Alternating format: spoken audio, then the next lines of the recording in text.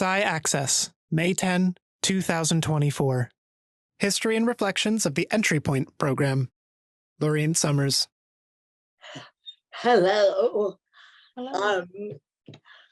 I'm delighted to be here presenting on a program I have loved and managed for a very long time. Next slide, please. I am Laureen Summers, the project director of Entry Point. I'm part of a team known as the Inclusive STEM Ecosystems for Equity and Diversity. By the time I say it, I'm tired.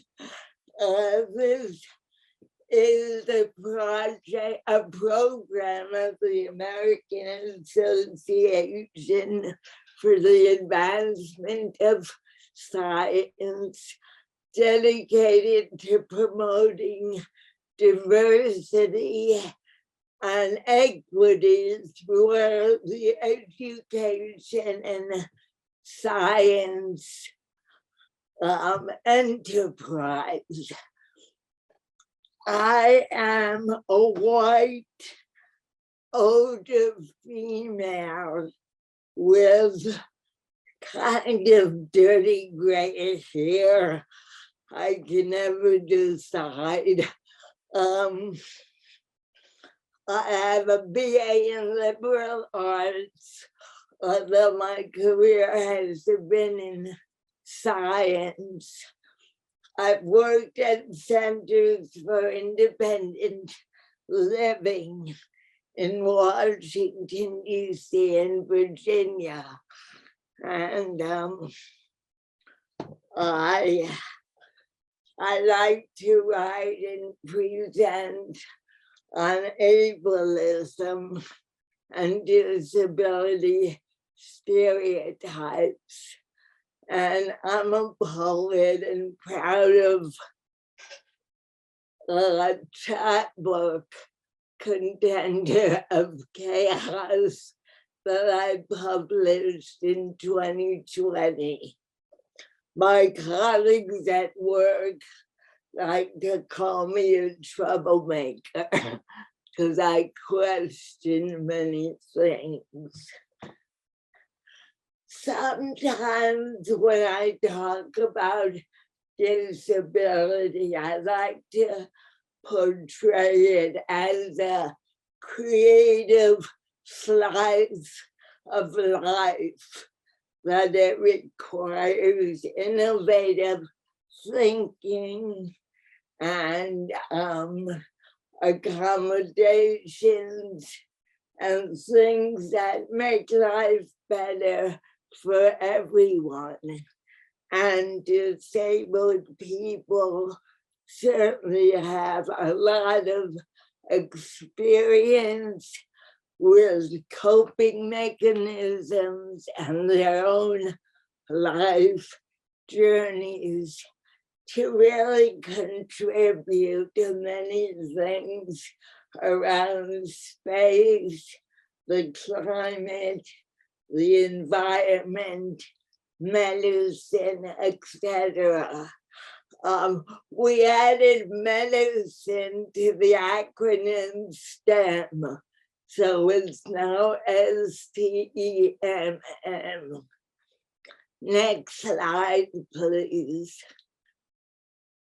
So Entry Point began in 1996 as the premier program of the AAAS project on science, technology, and disability. My former director had been visiting universities around the country, talking to students and faculty, and finding that many graduates in STEM were not finding jobs. They had excellent GPAs, outstanding skills, experience in research, and not getting hired. So after many conversations, Entry Point was developed as a way to showcase skills and interest in STEM to potential employers. And it would be a 10-week internship opportunity for undergrads and grads.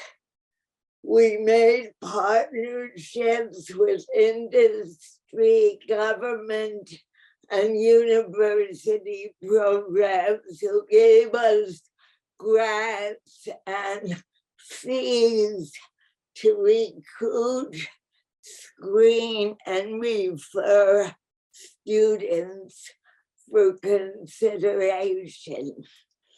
NASA was our very first partner. In fact, they encouraged us to do this internship program.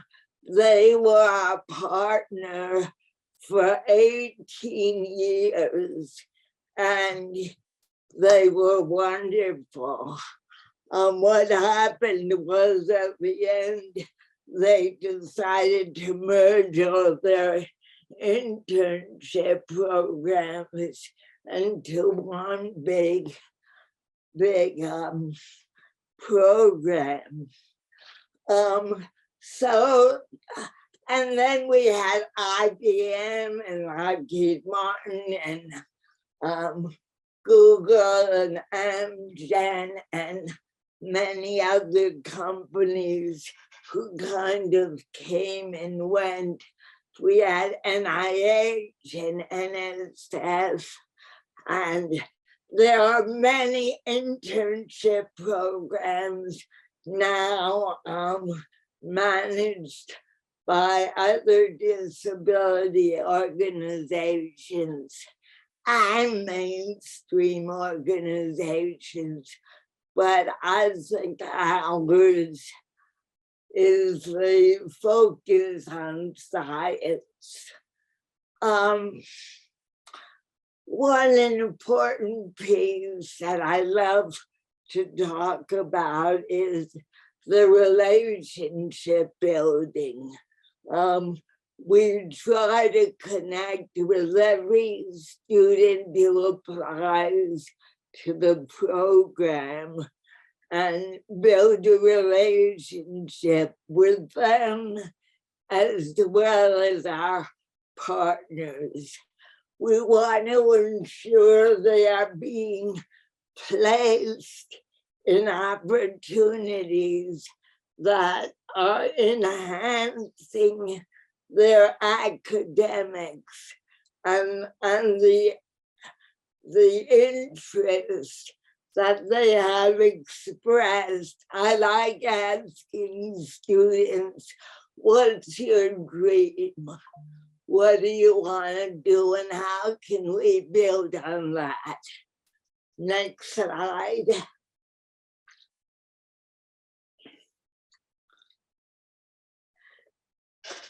And how's my time? Oh, you are fine on time. You have not until I believe 1:45, but let me double check that for us. Okay, thank you. So the students need to have a background in STEM coursework. They need to have a GPA of 3.0 or better. And they have to submit a cover letter, resume, and transcript, 2 recommendations, and their accommodations. I often say I'm very nosy. I want to know everything about each student and work to get the best opportunity they can. Next slide.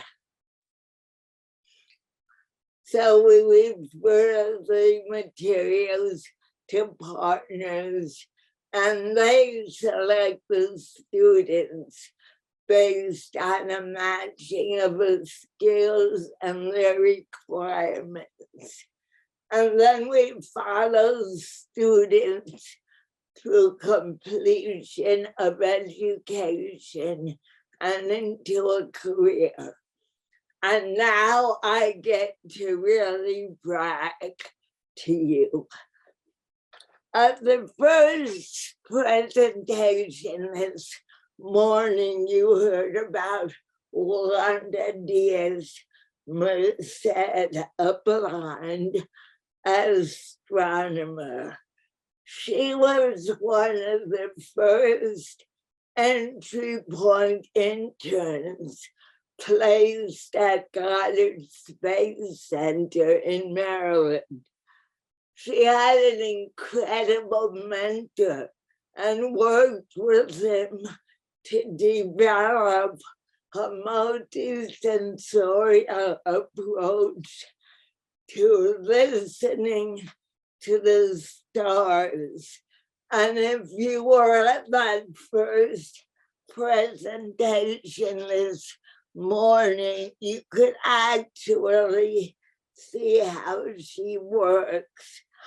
I just spent 4 days with her. She's director of a collaborative project now at the Arecibo Observatory in Puerto Rico, and she's working quite hard to get the collaborators, which have a little bit resistant to adapting the multisensorial approach.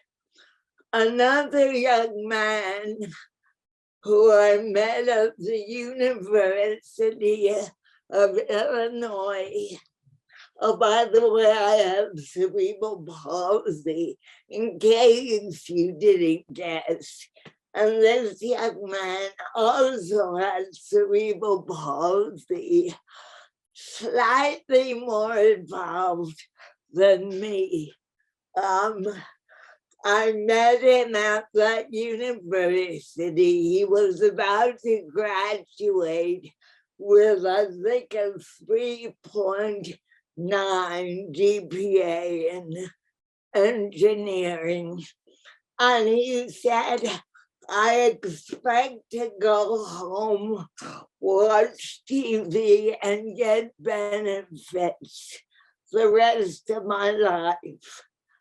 We got him an internship at NASA. He took a second NASA internship and then went on to designing engine mounts at Boeing in Seattle. I lost contact with him, but the last I knew, he was building a 3-story accessible home for himself. Other students have done incredible stuff. They've become program managers, administrators. One student worked, a couple of students worked with a space program. And I try to keep up with everyone.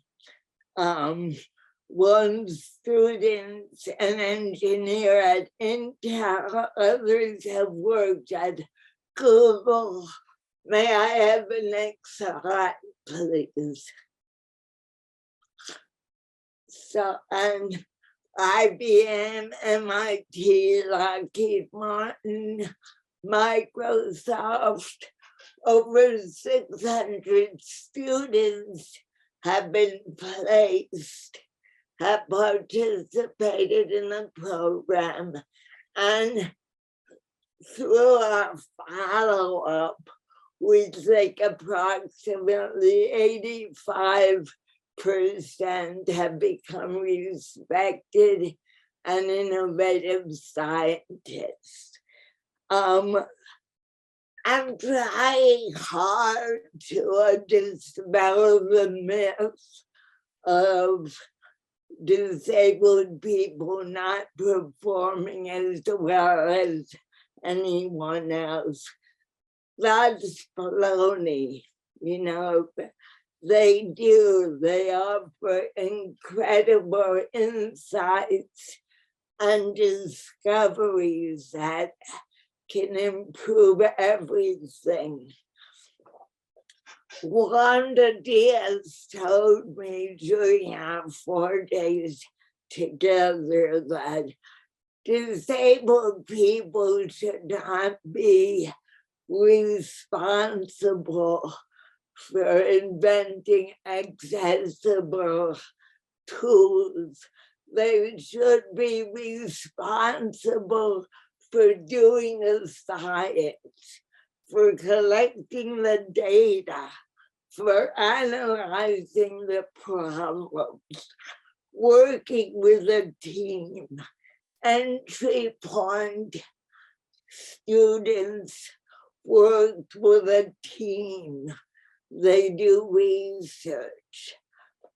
And I've found out that the most successful students are the ones that develop good relationships with their mentors, with their teammates, with their advisors, with the people who root for them. When they don't have those relationships, things get a little tricky. And sometimes they don't have the encouragement to do as well as they can. We have to stop this stuff of low expectations or minimal expectations because someone's dealing with a big disability. We all deal with big things, and we all deserve to have big, exciting, and wonderful lives. So it's, you know, I've been really excited seeing what could happen when a disabled person can jump over all the stereotypes, all the stuff that comes at us, and just build the support and the things that are needed. And the mentors are great. I remember one mentor at NASA who told me he didn't want his intern to leave before he flew him in his plane to Maryland, Eastern Georgia, to have a crab dinner. That became important. Another mentor at IBM taught his student with a spinal cord injury to drive. She already had an accessible band and she did great work. And he said, well, I'm gonna teach you to drive so you can become even more independent. So those relationships, which I think we've been talking about all day, and how important they are really critical.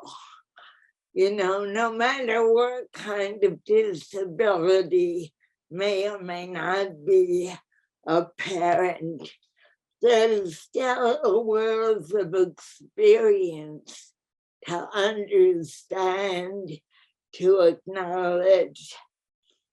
And internships have proven the way to go, to show people what we can do as disabled people, to prove that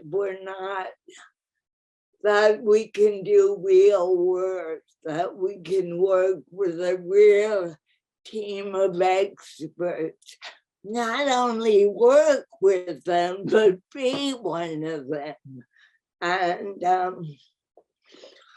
you know, the issue is, for Entry Point, the big issue is it's sustained by administrative fees, and not other company can do that. So we have a little bit of a struggle figuring out the financial angle, but I'm not giving up. And we have placed students in the past 2 or 3 years at Amgen, Johns Hopkins, Mayo Clinic, and several university research programs. And I talk a lot, and I would love to answer a couple questions. Thank you. Thank you so much, Laureen. If anyone has any questions, please feel free to go ahead and submit them through the Q&A feature now.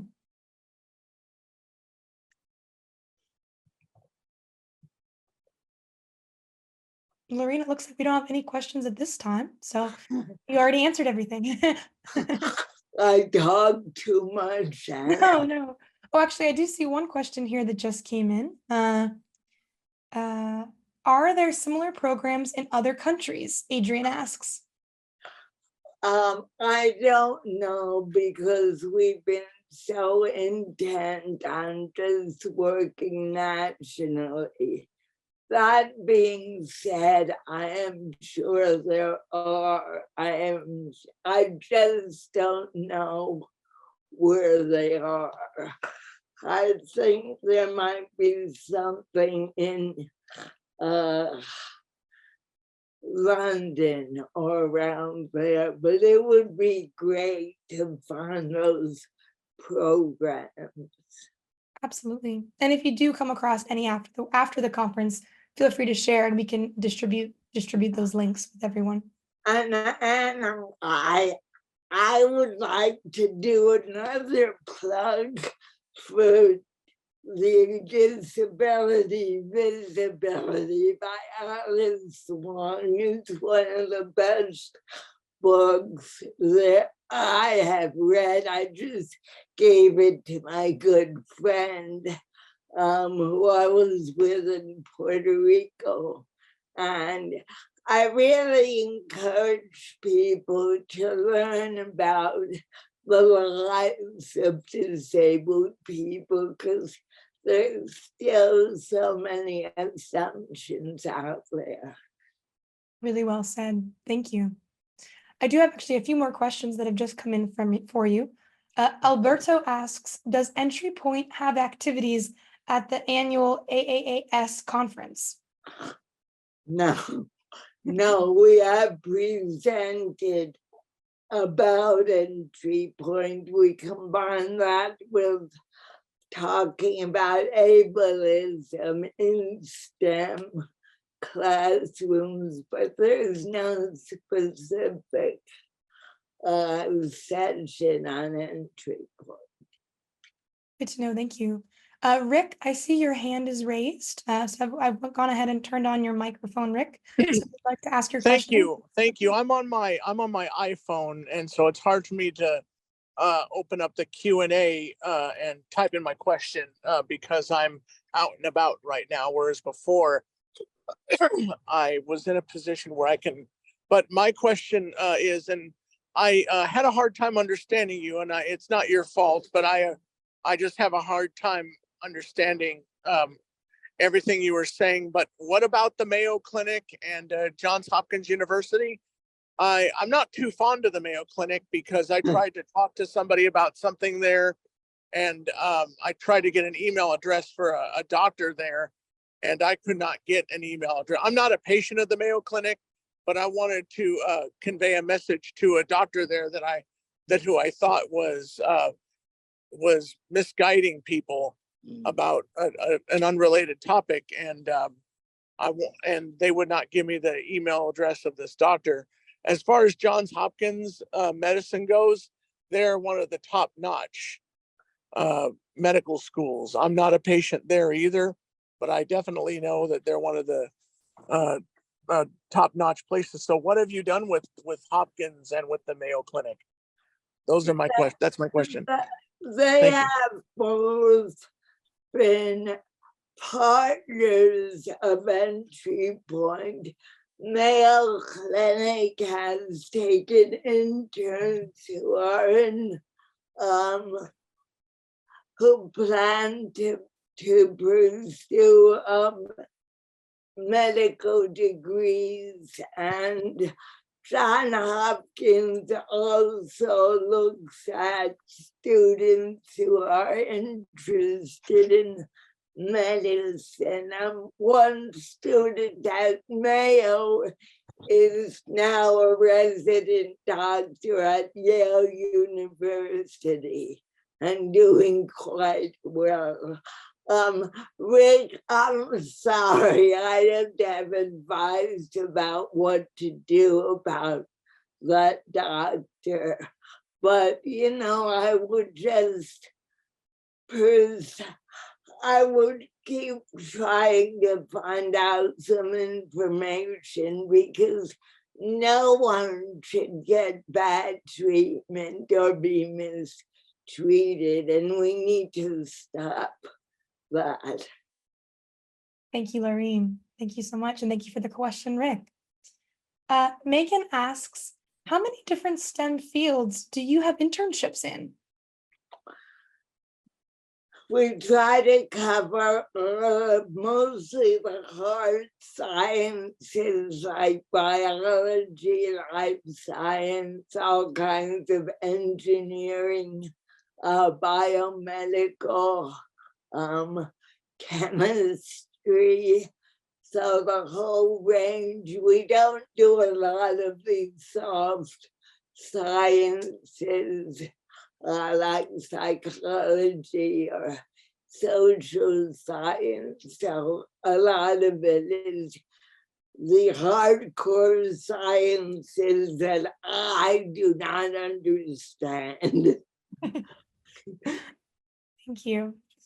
We have a question from Christopher, who says, I wanted to share how I loved Lynn's quote of disability being able to do real work.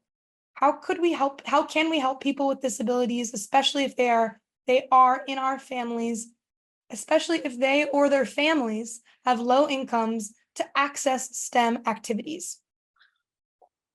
There are many applied at Entry Point.